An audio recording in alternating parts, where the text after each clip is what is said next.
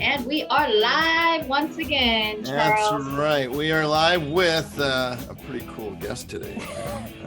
But look at this, man. Drag this out of the closet.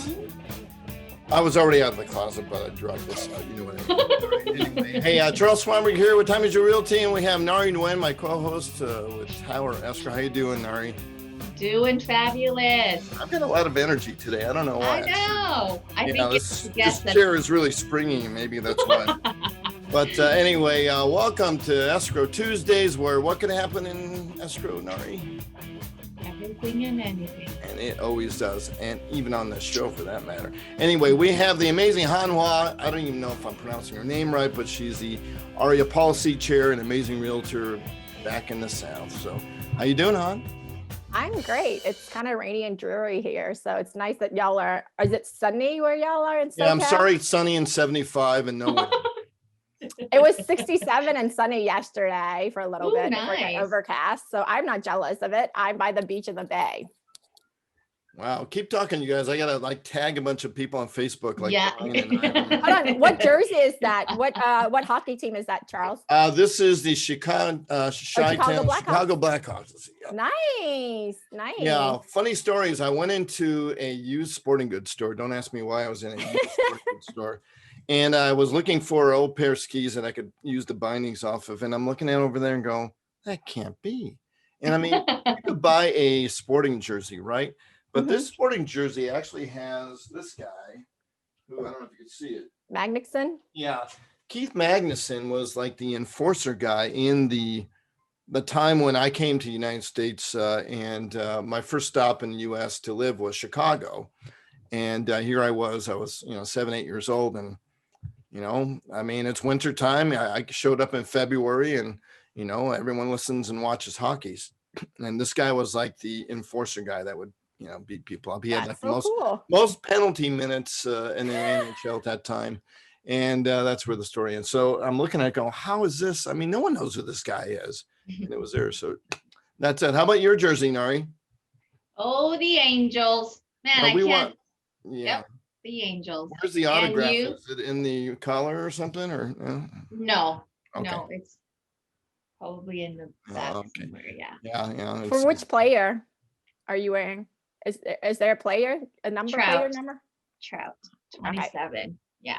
What position is that? Ooh, that's I think he's middle. Is he the middle out? Yeah. I think he's designated hitter. Yeah. And he hit. Yeah. I don't know. I'm just joking. Is that current? Sorry, I don't know a lot of the players, but I do. Yeah, I don't either. I just one of my favorites. That's it. So one of my sorority sister loves the Angels. She used to go to. I think she probably would if it wasn't pandemic. Still go to Angels. Oh yeah, all the time. Oh yeah. And what about yours, hon? I know you have a bunch of pin on yours. And I have so much flair. I have so much going on. I always like to have, as they call it, what are those things? Those if you watch series and they put little eggs or hidden Easter eggs in the thing. So I just wanted to let everyone know who I am, what I do in picture form. Yeah. So I currently have on, this was the national kit for the German team, Die Mannschaft, from 2014 before they won their 4th star. Currently on my flair, I have, repping my ARIA, repping Alabama, and repping the city of Mobile. And then I'm actually at an open house for a new subdivision, but I've locked the door and said I'm not available.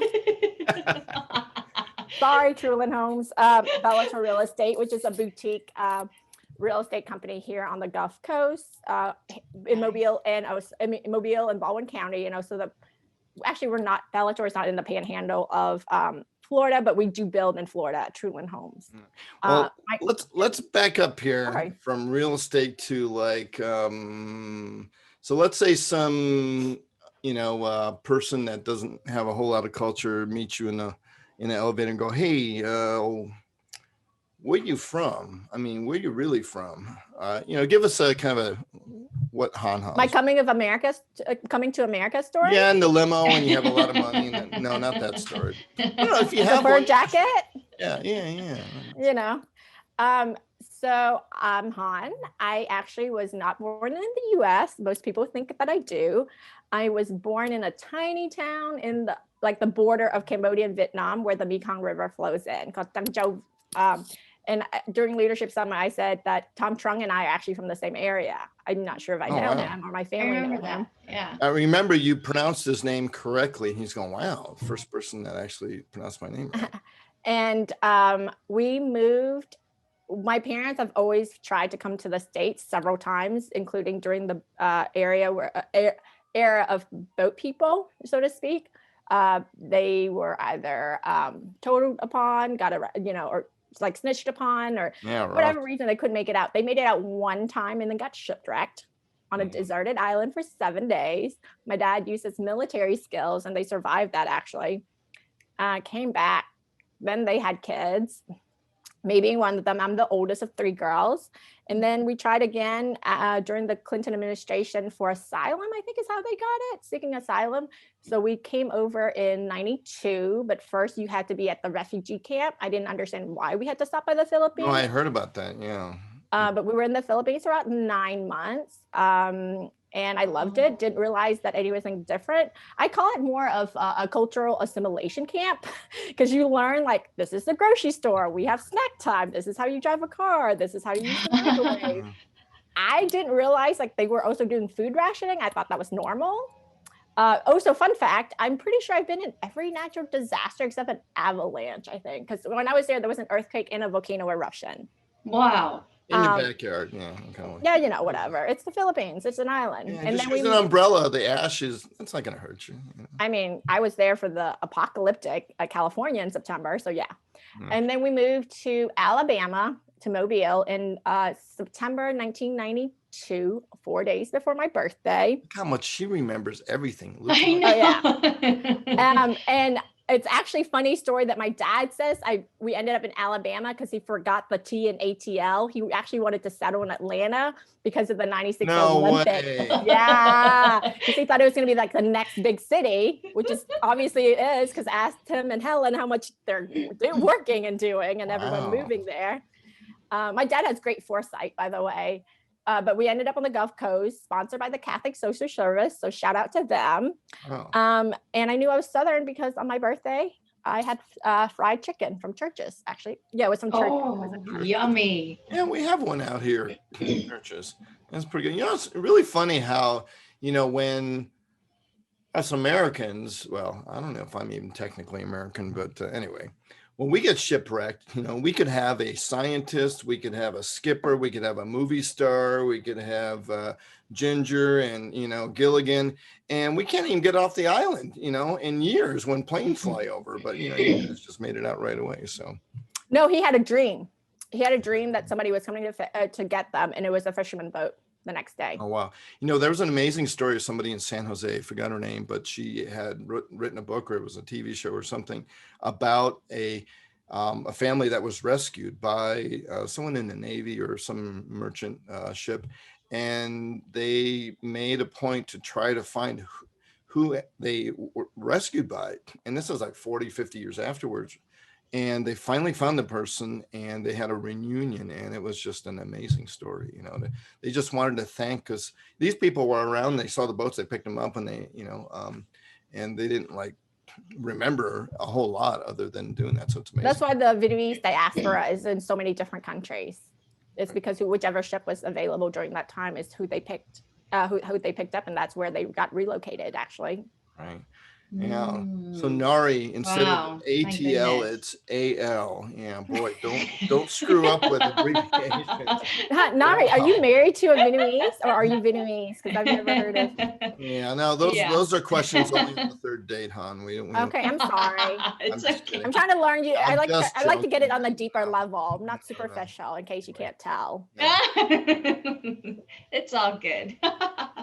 So now with all your, with all the background and with going through so many different countries and the natural disasters, you come to Alabama, is it?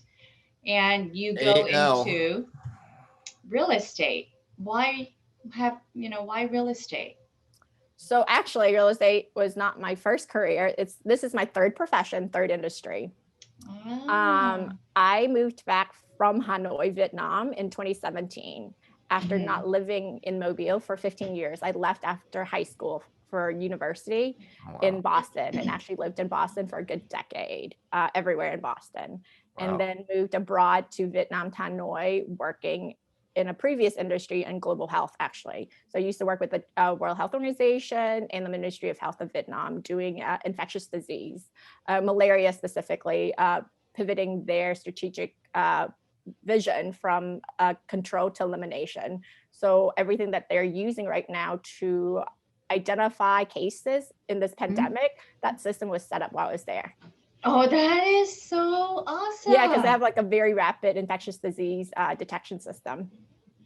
Yeah, little did I know when we were doing all of that in 2016, 2015, 2016. And then, I moved back because my parents still live here. They're never moving. They love the quiet coastal life. People are really nice here, despite how the media and everyone else portrays and thinks of Alabama. I think there's just bad and good people everywhere. True. And we did have a chance to move to the Bay Area in San Jose because I actually have a extended family there. And I protested my parents. I think I was a junior in high school. And I was like, y'all can go. I'll just stay and live with my friends. There you go. Wow. I do that. Hey, just in case you're just joining us on Facebook Live here, we have Hanh Hua, the 2021 policy chair for AREA. Of course, my co-host, Narhee Nguyen. We've got Christopher Lim is watching. We've got Atsuko watching us. Hi, Satya, Jimmy Wan. Hi, so you're getting a little fan base over here. But anyway, continue with your real estate thing because I see real estate and real estate development. So, did you? Yeah. So during college, actually, I was really fortunate because when you just need like side money or cash or whatever, our school had like a job posting board. And I ended up being an assistant to the elected Women Council Realtor national president of 2007, Judy Moses, and worked with her for like a little short period of time. And in my first career was actually in law, in paralegal work. So I used to do patent prosecution and also did real estate litigation right after like the crash and working for a title company. And so I knew how to pull title, all of that. So like my life had been different way touched by real estate. And I knew I was good at real estate in 2014 when my previous partner of 8 years, I helped him find the condo, the realtor, not only in Boston, but later also in San Francisco. And the one in Boston is appreciating very well. The condo market in SF, not as well, but he feels very at home. Taking a little bit of a hit, hadn't it, over there? Yeah. And so I knew I was going to get into real estate when I moved back from Vietnam. I was either going to be in San Francisco, actually, the Bay Area, if I stayed together with my partner, or back in Alabama, which was what I needed to do, actually. So it's nice because I'm one of 3 girls, and my other sister was getting engaged and married and was in St. Louis. My youngest sister was finishing up school in Tennessee. She goes to like a liberal arts school there, but she was prepping for a Fulbright in Malaysia. So one of us just needed to be like in the area at home, and I needed a free place to crash. Yeah. Nice. Yeah, I'm trying to put all this flow chart together, and it just. I know. I'm telling you. Trees, but I pack a lot of information in what I say.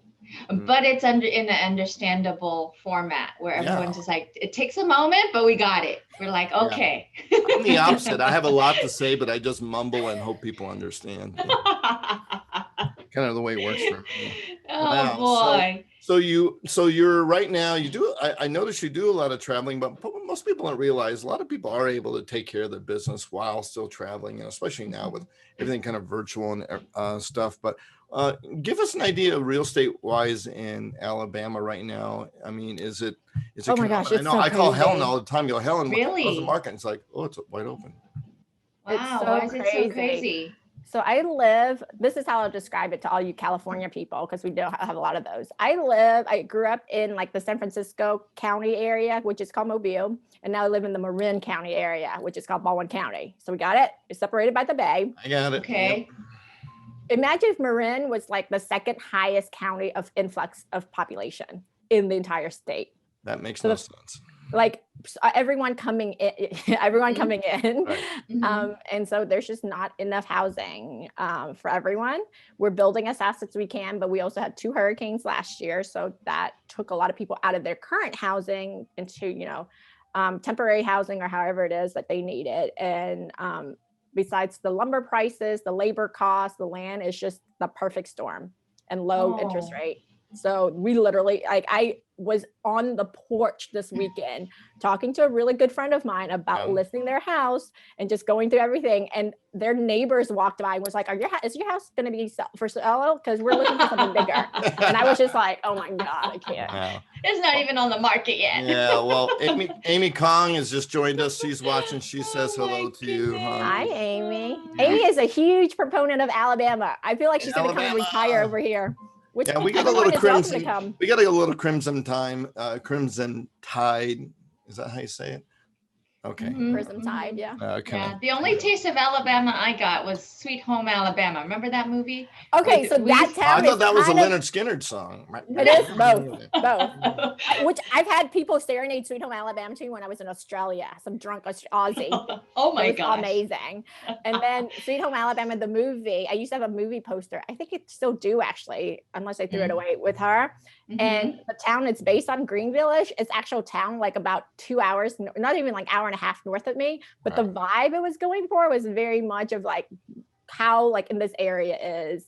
It's very relaxed because we're by the bay. I feel like people that grew up by the water, you're just like much more chill. Fun fact, Jimmy Buffett is from my hometown. Or he started his career in this area. Yeah. Right. So you are a parrot head, is what they call them. I'm not a parrot head. I just like the relaxed coastal lifestyle. Okay. Global citizen too.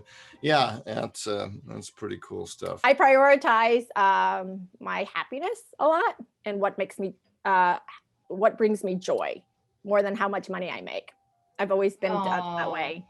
Amen to that. I love that. Good. All right. Well, you're doing all this stuff, and so how the heck did you find Aria, or did Aria find you? I mean, here we go. I'm going to have a little bit of the Aria Kool-Aid. Yeah, I think we all have a little Aria Kool-Aid tea, right, Han? Yeah, yes, I'm saying Baby Yoda is having Aria tea. There is no Kool-Aid. That's just tea. Nonstop. There's a lot of tea in Aria, especially as you get to national level. You're like, that's too much tea that I did not want to know. So, but tell us about it. Did you go to an event and you go, hey, I like these guys? Or I know we've had some people and guests that basically just sought it out and say, hey, I need to belong to some sort of Asian real estate. Oh, I found it.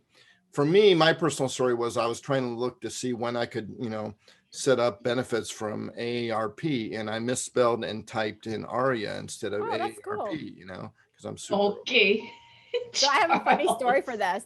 So my life, whether you're religious or not, I'm into my faith, but I'm not religious. Let's put it this way.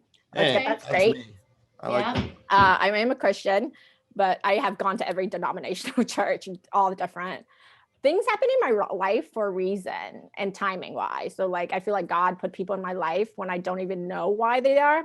So my first week in real estate, I literally had just passed my real estate exam here in Alabama. Right. My broker at the time saw my resume that I was coming back from Vietnam and all that stuff. She's like, we have a certified international property class for 5 days this week straight, 8 a.m. to 5 p.m. You're going to it. Like, is that how long those things are? CIPS? Wow. Well, because it's like it was a couple hours and it's 5 courses, but you do a course a day. I had no choice. I was like, okay, let me just pay more money and take more classes. Why not? So my first week of real estate was in this class. On one of those days, do you remember Scott that used to work for Aria National that did all those magazines? Scott Berman? Yeah, Scott Berman. Oh, yeah. His mom lives here in Orange Beach. Blonde lady, did not know who she was. Literally, first week of real estate, I know no one except for my broker or who's a real estate agent. And I was in classes with like broker and former past president of associations, like really people that have been super experienced. I'm like, never done a deal in my life. She approached me and she was like, you know who you should check out or what you should check out? And they should pull up a Facebook group. It's like this organization called Aria. My son works there. I'm like, cool, whatever. Wow. Take my test, I finish the class. I pull up Aria and I was like, okay, I guess. And then I was trying to find I'm always up for trying new things and having new experiences. And I was trying to find the closest chapter, and it was either between Houston, shout out to Dan King, and he's heard this story, or Atlanta. And Atlanta had the better, and this is repping CDC for you.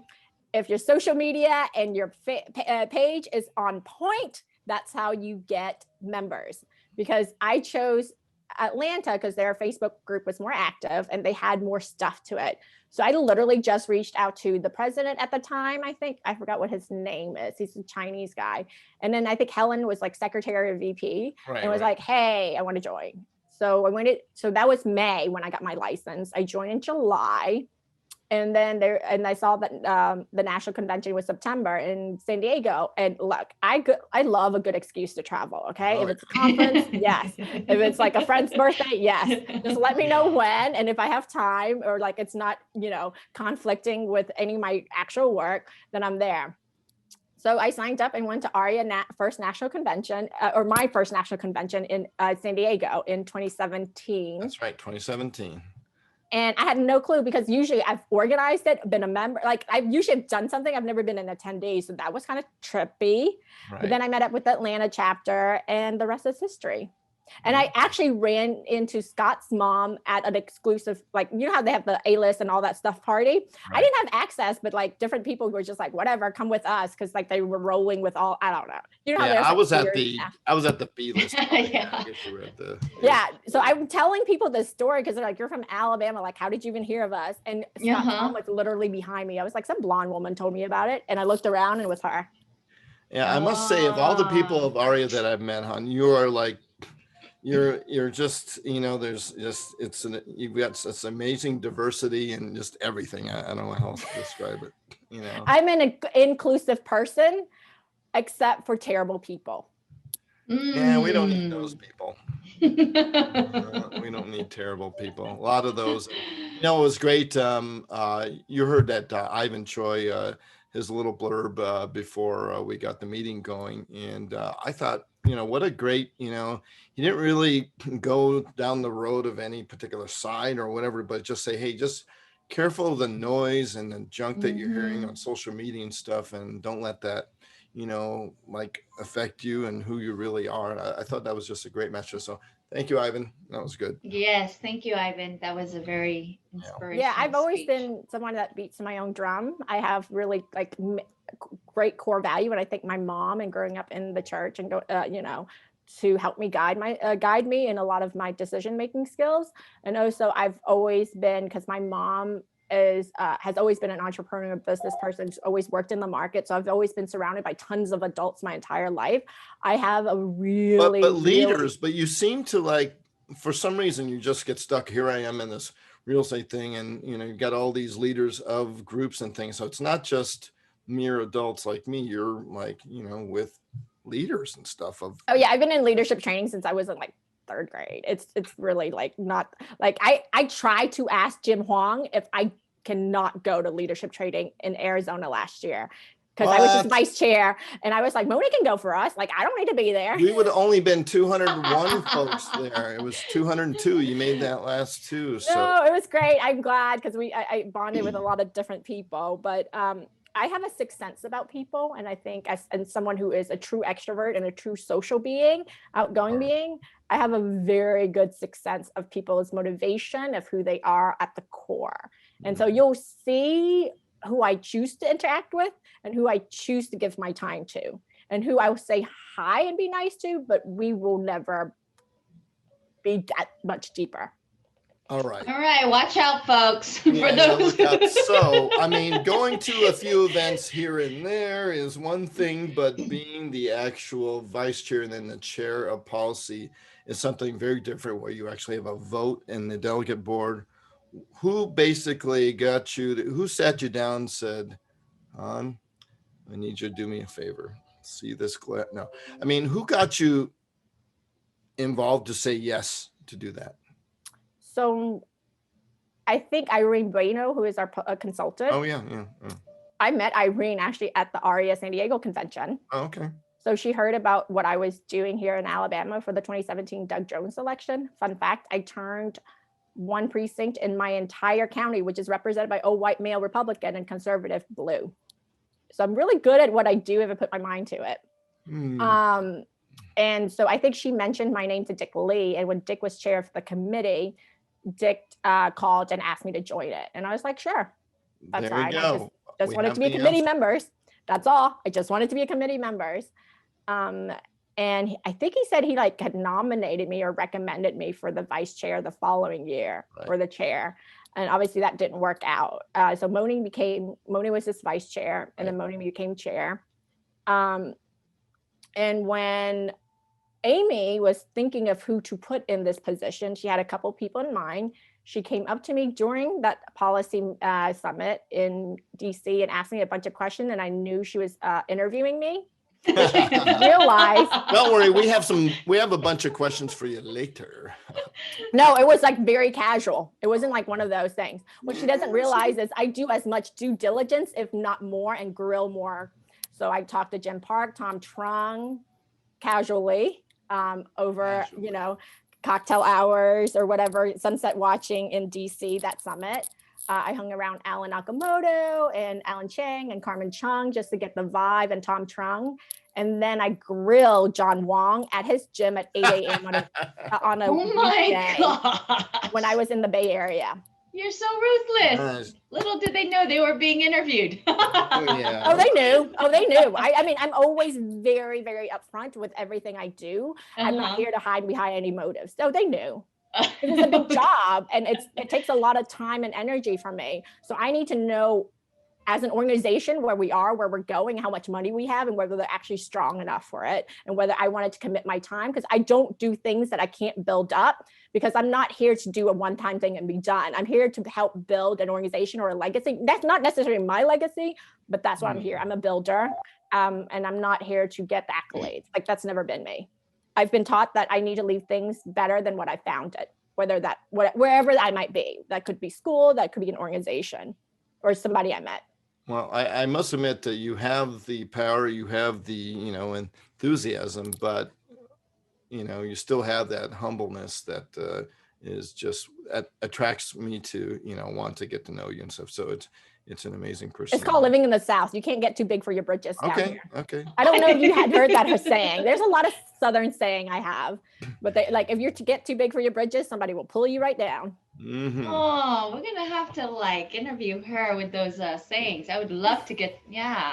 There's a book. My friend just texted me that, because we're two Southerners. Yeah, because we're in a board where, again, it's predominantly Asian, so everyone's West Coast or East Coast, and it's just the few Southerners that are starting to show up. Have someone ever sat you down and go, "Han, slow down. I think you're a little crazy"? No, everyone says you're going 1,000 miles per minute, and I'm like, oh, I know. Oh, okay. Well, but that's why I'm also very conscious of my time for myself and of recharging and re-energizing myself. So I'm actually leaving for vacation Thursday afternoon, and I'm going for about 2 weeks. So which is why I travel quite a bit. So yourself. That's good. That's good to know when to recharge and get yourself back out there and to give. That's awesome. Meditation app helped a lot. I'm a huge believer of Calm, the meditation app. I've used it since it started in 2016 when I was living in Vietnam. Because I used to work at a high stress level, mostly high stress level jobs, right? Law firm, something was always burning. So I'm like, well, is someone jumping out of the building on fire? Because that's when I'll actually be a little bit more urgent. And then healthcare, which is people are dying, So So I just learned how to regulate different priorities and emotion. But yeah, Calm app really helps, and so is yoga. Wow. Well, and then our favorite stuff is drinking, Drinking. Yeah. Yoga makes me fall asleep. Well, drinking is amazing because, how often are you in a drunken stupor and you suddenly wake up, I think I'm going to build some low-income housing or something, very often. I don't know if anything good really comes from drinking, but, it does kind of get you a little. Actually, it does. In Asian culture, it's how they see whether you've let down your guard, because everyone has such a facade. I know. I was in mainland China and the baijiu is flowing, and oh my gosh, goodness. In Vietnam too, the officials used to get me to drink during lunch. Oh yeah, no, this was in lunch too. Yeah. Lunch, dinner, and I'm like, yeah, I don't do that. Oh my God, I would not be able to work afterwards. No, thank you. Well, I do that, but I was like, I don't do it with you during work hours. Good Hey, call. well, I think it's story time. What do you think, Narhee? I totally think it's story time because I'm looking forward to this one. So, because I know she has probably 10,000 stories to tell, but she's going to tell us one. I don't know if it's in Alabama or if it's in, Vietnam or in Cambodia, but yes, tell us a crazy story. Share with us. About escrow, real estate related? Yeah. Yeah, real estate related. Let's keep it that way. Okay. So recently, one of my second deal this year, I met this couple through a Canadian couple that had came down because they were looking to relocate here because we have a steel mill plant. So we hit it off and I went to dinner with them and they brought their other friends. They were both Canadian couples were looking for houses. One ended up taking the job, not the one that actually contacted me first, it's the other one. But because I went to dinner with everyone, he still had my card. So when he moved down here for the steel mill plant, he called me up and we went and toured around and he ended up buying new construction from my sister's company, Trulin Homes. And he works at the steel mill. So I met his wife. His wife didn't ever see this house, by the way, just FaceTime. Closed the deal. And this was like May 2018, I want to say. Well, this year, they've just, with the pandemic, she has 3 young boys under the age of 6. It was just her down here. And it was just getting a lot. So they were going to move back to Canada and he was going to try to get a job transfer. And they had contacted me the entire summer last summer about listing everything. But he was like the roadblock and I didn't understand why. Then I found out super messy in the middle of separation, extramarital affair, all of that was happening. And as a real estate agent, you're like trying not to take any side because I actually knew him better than I knew her initially. Mm-hmm. And I was just like, well, I came and asked and your husband said no, but you're saying yes. So I just need to make sure y'all are all on the same page. Okay. So we get to the same page. We list the house. It goes under contract quickly in a week. It closes. Actually, right after New Year's, they were like, oh, by the way, we're leaving early, a week early than our closing date to go back to Canada. Will that be an issue with your closing? And I'm like, yeah, it will be because I need you to notarize. And I'm not sure that we would accept Canadian notarization right now. And in Canada, you have to quarantine for 14 days. They check up on you. So I'm not even and all that. So we actually got them to sign all this stuff. And he was coming back because he's still working down here to clean up and all that stuff. So we extended closing a couple of days so that he could clean up the house and everything. So the day before we're closing, I'm like, the buyers are like, hey, can we stop the night before to do our final walkthrough and all this stuff? So I texted him. I was like, they want to come in this evening. Can they do? He's like, no. And I was like, why no? I thought y'all moved everything. Oh gosh. He hasn't cleaned, right? So I do a pop-up over because I need to grab my stuff too. And he literally has not finished cleaning all the little things that was around. And this was I want to say 16 hours before closing. He's like, just ask them to come tomorrow morning. It's I'm like, fine, tomorrow morning. So the next morning is closing day. The buyer goes walk through the house. And the agent called me and was like, I don't think he cleaned at all or fixed any of the stuff that he asked. We asked y'all on inspection contingency. I'm like, and which is just light bulb stuff. And I'm like, what do you mean? They told me they did. And I kind of peeked in. And they're like, yeah, I don't think we can close at this point. I'm like, what? How are you? We're not closing. They're like, it is a mess, hon. And I was like, oh my God, I will get the cleaners there for you. What is it? What is it? Do we need to do? We'll do a deep clean. I'll pay for everything if I have to, if they're not going to do it. So I texted them. One is out of the country, mind you, quarantining. Mm-hmm. One is working here, not being cooperative because his marriage just blew up. And he was giving me an attitude. He's like, well, don't buyers just clean that themselves anyway? And I was like, excuse me? Doggone buyers. Excuse me? So I was like, let me just go. And thank God it was 8 a.m. and the closing wasn't until 3. I go over. He left his dog in that house by herself for a couple of days before. Wow. So she peed in the master bedroom carpet. She clogged all of the cabinets. And mind you, this house is only 3 years old. And it was a mess in there. I felt so bad that we ended up giving them some money paid out of closing to fix all of that. But they didn't even have a checkbook to write that. And they're Canadian. And they can't transfer or wire money. So then Realtor Han was like, So as your friend, I'm writing this check as your friend. We're documenting this as your friend. I'm writing this check to this buyer as your friend, but I'm going to need you obviously reimburse me. They're like, yeah, fine. Just let us know, whatever. I write the check. We close. Thank Lord. Thank God. The other agents was great to work with because I think she was also ready to be done with that buyer. And he was like, let me just Venmo or PayPal you. Didn't have Venmo or PayPal to set up. And he's like, can I just give you cash? And I was like, I guess. Canadian? No. Okay, no, good. please no. American dollars. Canadians never like the foreign transaction never works for you. So I'm on a webinar call. I think this is actually during Leadership Summit. I'm on my trivia call where I'm leading it. He stops by my house. My dad is trying to get my attention so I can get the money. I'm in the middle of the call. I'm like, whatever it is, whoever's coming to look at for me, I'm not here. He drops $500 in $20 bills at my house to pay for it. Wow. That's my crazy story. Yeah, if it's not iron, it's like a pile that high. Wow.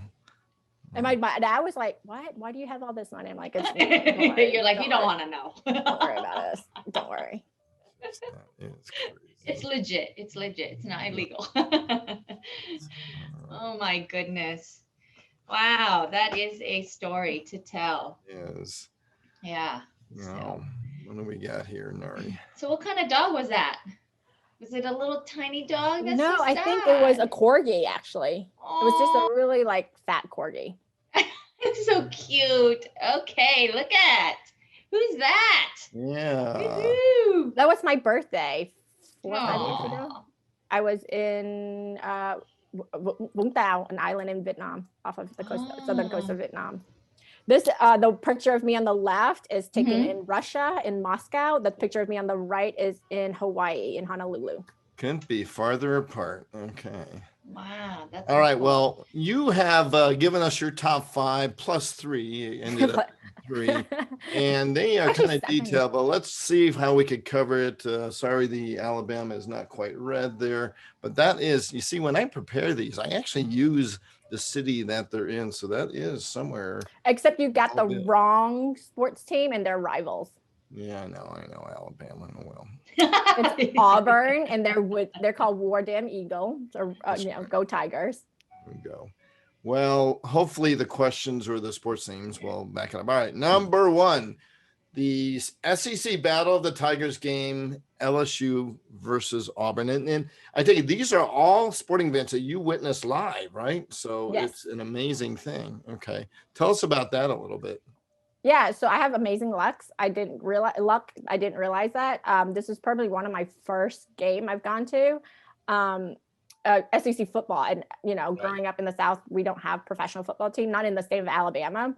So one of my childhood best friends went to LSU. I flew down from college and I went to this game, which is the stadium is called Death Valley because it's built in the valley and it hosts about 90,000 fans. We were lucky to have end zone seats on the LSU side, and that game was won with an overtime field goal kick from LSU. Wow. Oh, that's so cool. Holy moly. And that was in 2005. Wow. 2005. And tell us about it, because it was called certain, what was it, like Death Valley or something? Yeah, no, all SEC football stadiums are like 70,000 plus. Most of them are 90,000 plus because there's that many fans that have season tickets. I mean, can you imagine, Narhee, the lines to the bathroom? No thanks, man. No, they all bring their RV. They all have RV. Oh, that's right. That's right. They tailgate and then they die the next morning. I have, the first time I've been to something like that was I was visiting Chicago, and of course we drove over to South Bend and Notre Dame game, right? And there are more people outside tailgating than there were in the stadium, right? And everyone's drunk except me because I don't drink. Well, maybe I was a little drunk.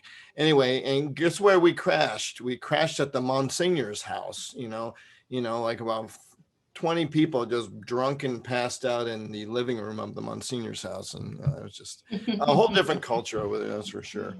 All right, so we got the Chicago Celtics Bull Eastern Conference final. There's the first round, playoff game 2, and you were at the Garden.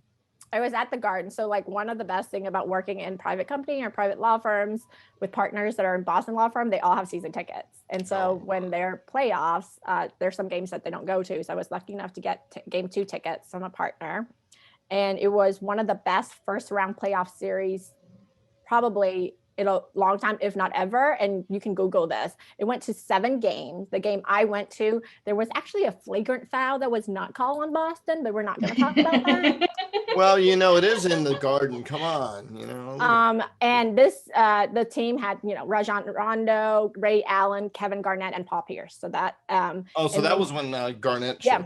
Okay. And it has Jakeem Noah and Derrick Rose on that team too. So it was a great game. Whatever happened to Derrick Rose? Never lived up to his potential and got injured all the time. Yeah, well, speaking of, I mean, you have obviously gone to see a lot of cool Celtics games. Are there any more memorable ones that you've been to? I've gone to one where there was a big blizzard like the day before. So we've like trekked through the blizzard to go watch the game. I've met like Bill Simmons is a big sports guy that write about Celtics sports. He founded the Ringers. I saw him at a Celtics game. I have a picture of him actually with him. Oh, wow. Well, you have, I think it's more like people have pictures of themselves with you, Hans, not the other. Yeah. It's like when you see a celebrity, you basically like, you give the phone to them and say, hey, can you take our picture? Right. And you, anyway, sorry. Yeah. All right. So, all right. Niners and the Seahawks. You know, that I've seen. Well, I remember driving between San Francisco and Los Angeles one time, and I was listening to, I think it was like it was Cincinnati and the Niners, where they came back like, you know, with like 2 minutes to go, you know, to score a touchdown win. But tell us about this game. So I was in San Francisco a lot for 2019 because I was taking classes to actually get my California real estate license, which I still haven't yet because y'all are still shut down, and I don't know if I would. I am sometimes a very sore loser. So this is the year that both the Patriots, which is my team, and the 49ers are still undefeated. Except the Pats had just lost the game, either the game or the week before. So 49ers were the only undefeated team left. And I happened to be in town during this game. So I asked somebody if they wanted to come. And then I found end zone seats. We met up with some ARIA people. We actually met up with Alan's daughter, Kara. Oh, wow. Yeah. And I met Christy Yamaguchi like super like casual. I didn't even know that was some her. Gold medal winner of the Olympics. No, because Kara was just like, hi. Goes, oh, that's Han from ARIA. No, it was like, hey, this is Christy. This is so and so. This is so and so. Liza Fong, I think, came at the end of that tailgate too. We had end zone seats. Went to overtime, and the Seattle Seahawks beat the 49ers and broke their streak. Sorry, Justin. Justin Wong is watching us on Facebook Live. He knew about the 49ers. And then Miriam Crispin is watching us too. Elena Lau, Esther Chow, Agatha Bung. Oh, hi, y'all. All those folks. Anyway, wow. So, my confession, I've only been to one NFL game. It was actually Chicago Bears visiting the Oakland Raiders. And that was still with Walter Payton there and a few guys and some people. So I guess I always wanted to see Gretzky when he played, but I never made it to a game when he was playing. So it kind of sucks. So, all right. So let's get out of the States or maybe this isn't States, but let's go to Euro Cup football. Yes. Yeah. Tell us your experience there. So I'm a huge soccer fan because my dad used to make me, you know, the old VCR, push in the videotapes and record it. So during World Cup, so he was at work, I had to record his World Cup game. Did you have to rewind the tapes too? Oh yes, yes. Back in the days, charge like $3 extra if you didn't rewind. Well, you had the rewinder thing, remember? Yeah. But that's when I saw like, you know, the women's, the U.S. women's team doing well, and Landon Donovan. So I got into soccer at a young age. That's one where that lady won and she took off. Yep, Brandy Chastain. Yep. Okay. Yeah, 94, I want to say. Oh, okay. So in 2016, I was actually living in Vietnam. My partner was in San Francisco, and we met in Paris to go to this game. We won we won a couple of tickets on the lottery system. Not Paris, California, by the way. It's Paris, France. We won some tickets to the Euro Cup. So we got quarterfinals and one semi.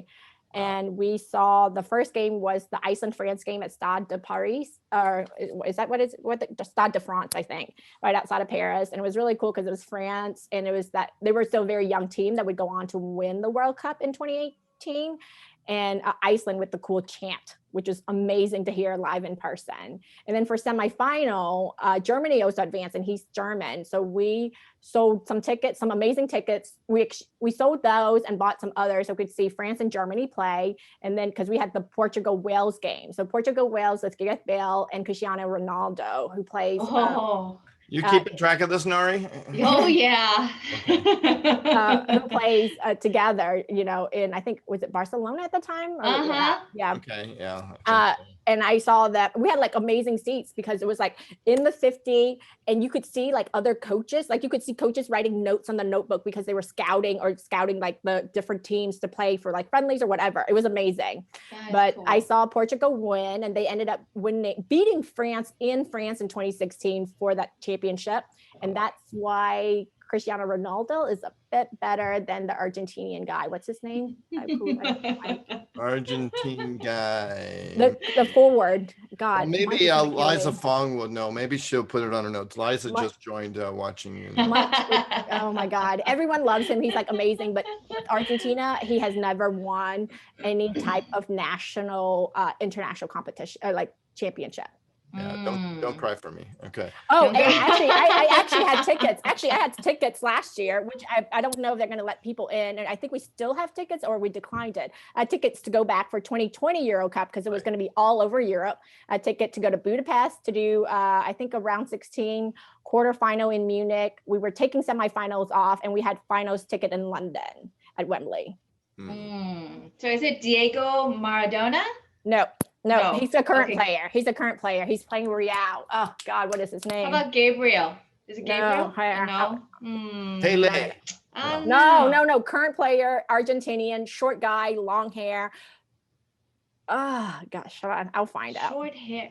Yeah, someone Google it, please, online. Okay. That's what I was doing. Well, Argentina, Messi, no. Yes, Messi, Lionel Messi. Yeah, Messi. What? He's so good. I don't like him. I'm sorry. Okay. All right. Respect. I don't like Cristiano Ronaldo either, but he plays for Juventus, which is like kind of my team now. So yeah.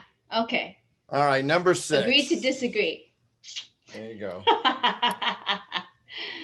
Again, I went to a lot of, when I was in college is when the Red Sox won the World Series again since the curse. Well, you spent 10 years there, right? But I lived by Fenway. I lived in the hotel that Babe Ruth used to stay at. I remember we were in Boston. I mean, the Uber driver, we're taking it, and I'm like, I saw these statues in front of it. Oh, that's Fenway Park. And it's like, you don't realize how close it is into a neighborhood. It's like right there. It's not like, you know, in LA, there's like this, you know, it's like you're going to the airport or something. There's like a bunch of vacant land until you get to the stadium, where these things are like, boom, right there. So Grand Slam, you know, we're not talking about the breakfast available at Denny's. This is what? Yeah, I wish people that don't know what a Grand Slam is. It's when the base is fully loaded and somebody hits a home run. Yeah, so everyone's on base, so you could score 4 points or 4 runs or whatever you want to call it, right? Okay. Wow. So what was this? Was this a significant game, or did it just happen to happen? It's a regular season game. And again, it was because I don't know who I was working for, but they had season tickets. But to be there, I mean, this is a live event, so it's pretty cool. All right. Basketball time. Yeah, back to the basketball, SEC basketball tournament in Nashville. Yeah, so one of my best friends lives in Nashville, and when I moved back down here to the South, I was visiting her a lot, and it was during March, and her husband and me, we both, he got tickets, actually, I didn't even know, amazing tickets, like almost like floor seats to the 2017, that happens to be a SEC basketball tournament at the time, right before March Madness. And I saw Vanderbilt, which is 7th seed, beat University of Florida in overtime. And that year, University of Florida went on to be in the Elite 8, actually. Oh, wow. All right. I have amazing luck going to live games, y'all. I know. I can tell. That's so cool, though. All right. And then we are back to what? Football. And this is actually a fellow ARIA member met up with me for this game. It was 4th of July weekend in Nashville again. And it was 2019 Gold Cup, where the U.S. men team beat Jamaica 3-1, but ended up losing in the championship to Mexico that was played in Chicago. But the cool thing was I saw the two future, because look, I'm very intentional. So I'm in the group called American Outlaw because I really want to go to a lot of football or soccer game when we're hosting it in 2026, I think, in North America. So I saw Christian Pulisic and Weston McKennie played. And if you don't know, Christian Pulisic just got traded to Chelsea when one of like the most expensive North American player be traded. And then Weston McKennie is part of Juventus, which is my team. And he did a beautiful scissor kick against Barca last year during a Champions League game, I think. Wow, That is that's my cool. favorite. I mean, that is I've seen some headers that are really cool, but I remember who was it that I saw? Could have been Beckham, or could have been even Pele. I mean, it was just amazing. Oh, is that the same thing as a bicycle kick, kind of? Yeah. I mean, kick, yeah. Just crazy stuff. So wow. Well, I just got the chills here, so that's working. Yeah. Well, I mean, this is kind of like a lifetime. You would have to be 70 years old to be able to see all these kind of amazing games, because I'm sure you've been to many more in between, but maybe not. Maybe you just have that innate ability to like, okay, let's see, I'm going to go to this game because they're going to hit a grand slam, right? I mean, is that The you? Sixth Sense. Yeah, exactly.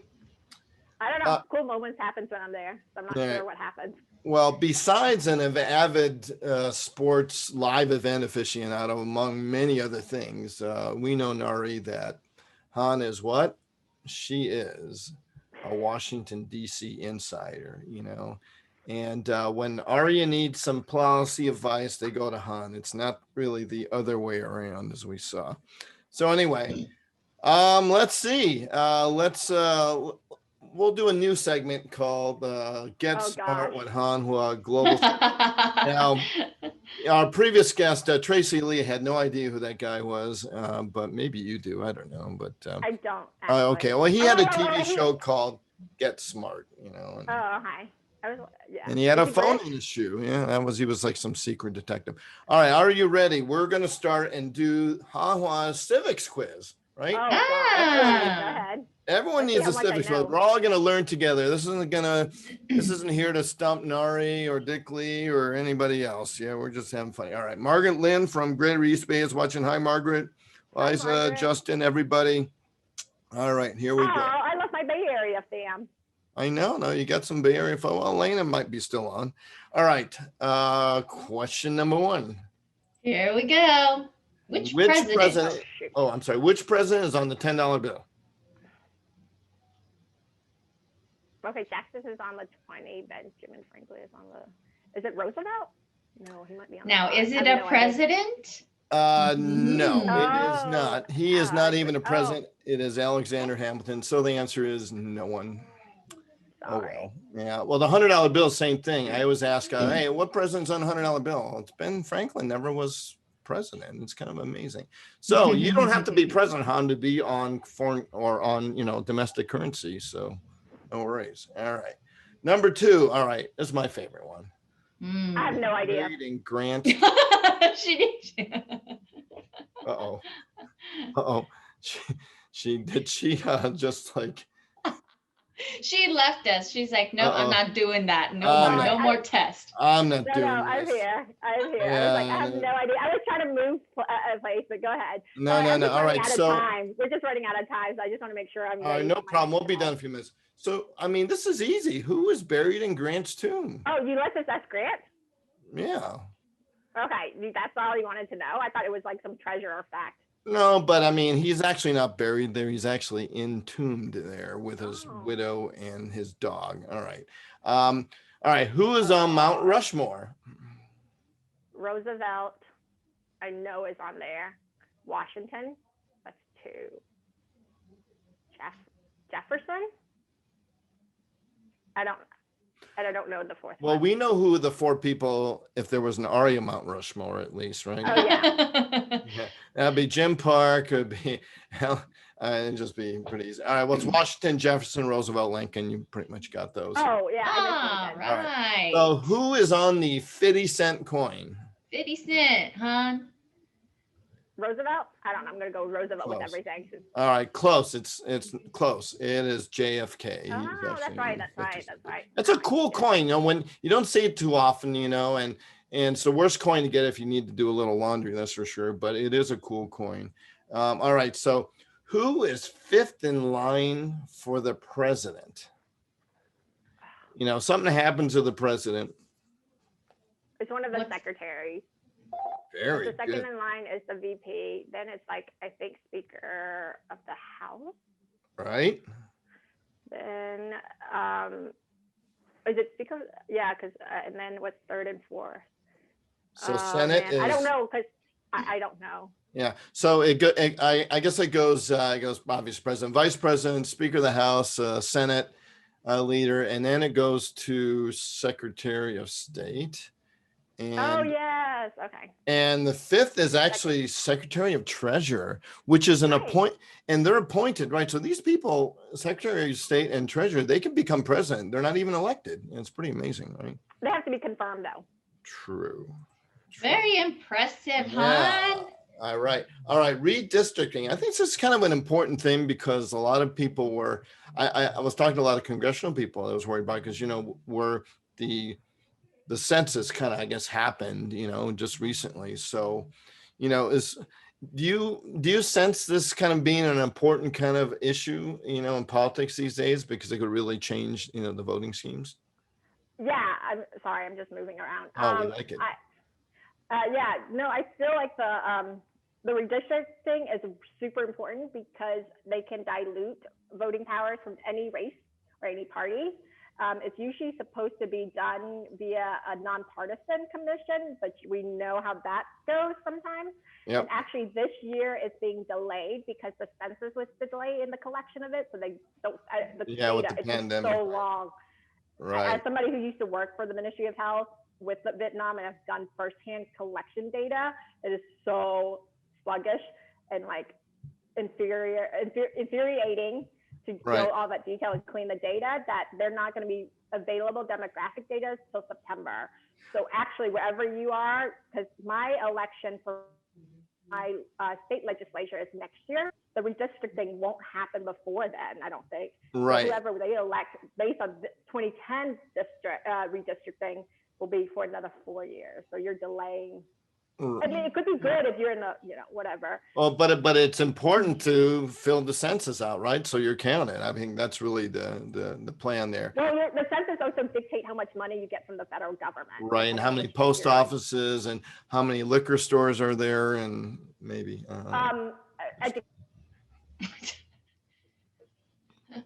Charles. Uh-oh, we froze her up. All right, well, we'll go to.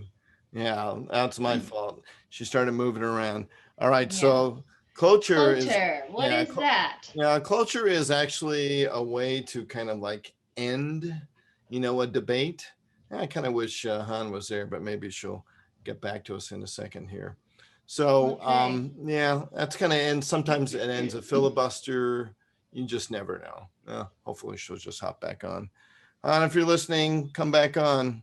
All right, and the last one I had was the biggest margin of victory. And actually, what's really funny is the biggest margin of victory, and hopefully she'll just join us in a second here, was, any guesses, Narhee? Nope, I guessed on that one first and I got it wrong. So why don't you enlighten us with that? Yeah, so that was actually George Washington ran twice unopposed.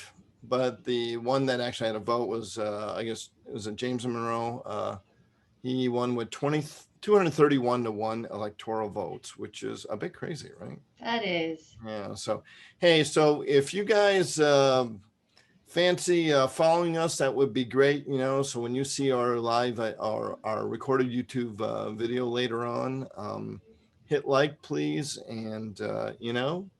We're just trying to reach 1 million followers. And as you know, Narhee, how close are we? 1 million far. That's right. 1 million followers. Yeah, not too far. Anyway, a little update here, and that is on the 28th and 29th of April. We're not going to have the GLS, as you know. Hey, I think was that my internet? Yeah, I don't know. Yeah. I think I kicked the wrong chord, but don't worry about it.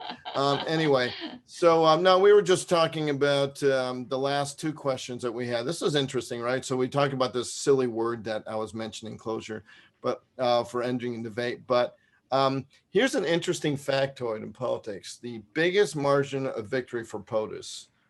Any guesses? Was it this year? This 2020? Are we talking about which count are we talking about? Popular vote or electoral? Electoral, basically, yeah. Obama, 2008. Close. It was, well, George Washington ran twice unopposed, and it was actually James Monroe. Someone actually won 231 to 1. You could have got more electoral votes than that person, whoever ran against, James Monroe. That's a bit crazy. Anyway, hey, thanks. I hope everyone learned a little bit of something. I think Justin Wong thought it was Ulysses S. Grant, but that was kind of a silly, quick question. But hey, if you ever get a chance, Han, you had an amazing Civics 101 kind of slideshow, video recording, whatever, and I just loved watching it, just to learn about how you could be effective in your community. And it's not about just what happens in Washington. It's really about what happens down the street from you, right, Han? Yeah, all politics is local, and so is real estate. And what I loved about this particular webinar was she enclosed and weaved in a lot of Asian American history. Right. And when we did it, it was a couple of days before the Memorial Day or day of the executive action order of 9066 that put Japanese American in internment. Right. Yeah. I went to one of those camps a few years ago. Pretty chilling, just to actually visit it. But, on that kind of note, we just mentioned the Diversity and Fair Housing Summit's coming up 28th, 29th in place of the GLS that we usually have. And this is going to be a lot of fun, a lot of amazing things. Make sure all chapter leaders should, get their board members to sign up on this. Yeah, because if you yourself, as an Asian American and as somebody that does belong to ARIA, don't even know what's going on in our current community, how can you serve your community? Absolutely. All 42 of you chapter presidents, get all your boards to sign up. We should have a minimum of around 600 people, right? Well, maybe 500. So get clicking. Get clicking. 10 from each. I need 10 from each chapter. So go support Lisa Nguyen. She's working very hard behind the scene to chair this. Right. No, it is amazing. All right. Well, coming up, I don't know how they're going to follow you, Han, but someone does.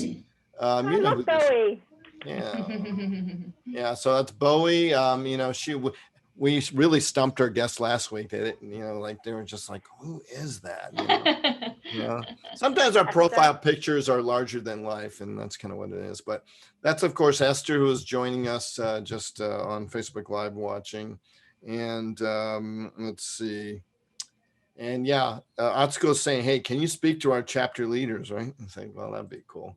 And then we have the, full of energy, and boy, she just speaks her mind, and that's Sherry in San Diego. That's going to be on our show.